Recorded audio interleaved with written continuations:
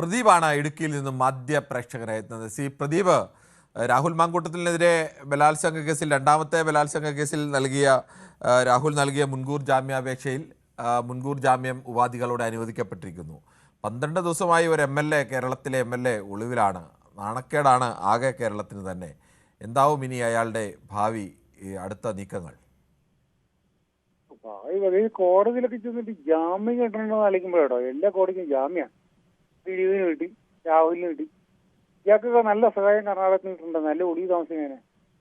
പോലീസും ചില കാര്യങ്ങളൊക്കെ ചോർത്ത് കൊടുക്കണമെന്ന് തോന്നുന്നു. ഇപ്പൊ 2 ആഴ്ച പറ്റും കാരണക്കാരനെ മണിക്കൂർ വെച്ച് പിടിച്ചാന്. ഇത് 2 ആഴ്ചയായിട്ട് ഇയാള് എവിടെയാന്ന് പോലും അറിയാൻ പറ്റില്ല പോലീസുകാർക്ക്. അയാളെ സുഖമായിട്ട് ഔട്ട് ചെയ്തിട്ട് തോന്നുന്നു. അറസ്റ്റ് ചെയ്യാൻ പറ്റില്ല, അറസ്റ്റ് ചെയ്തതും വിട്ടേക്കട്ടെ. അതാണ് നടക്കാൻ പോകുന്ന സംഭവം, വേറെ ഒന്നുമില്ല. എന്ത് അത് കേസ് തെളിയാനും പോകുള്ള അയാളെ സുഖമായിട്ട് പുറത്തേക്ക് നടക്കുകയും ചെയ്യും. ജനങ്ങൾ വേറെ തീവ്രം അത്രേ ഉള്ളൂ. ഇപ്പൊ ഇങ്ങനെ വരാൻ സാധ്യതയുള്ളൂ. എന്തായാലും താങ്കൾക്ക് അങ്ങനെ ഒരു ശുഭപ്രതീക്ഷ ഇല്ല എന്നില്ല പ്രദീപ്? ഇത് വലിയ വലിയ ടീമുകളല്ല, വലിയ വലിയ ടീമുകളൊക്കെ ഇങ്ങനെ കോടതിയിൽ നിന്ന് പുറത്തിറങ്ങി പോകുന്ന ഒരു സാഹചര്യത്തിലാണോ താങ്കൾക്ക് ഇങ്ങനെ ഒരു അശുഭ പ്രതീക്ഷ?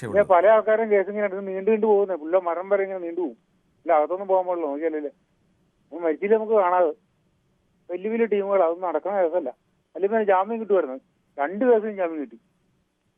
അതല്ല സംഭവം. അതാ ഏറ്റവും വലിയ ദുഃഖം. ഓക്കെ, ശരി, താങ്കളുടെ അഭിപ്രായം ശക്തമാണ്.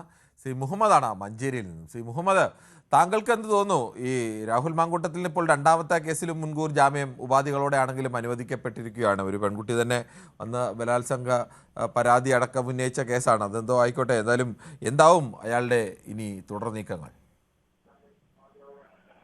നമസ്കാരം കിരൺ സാർ.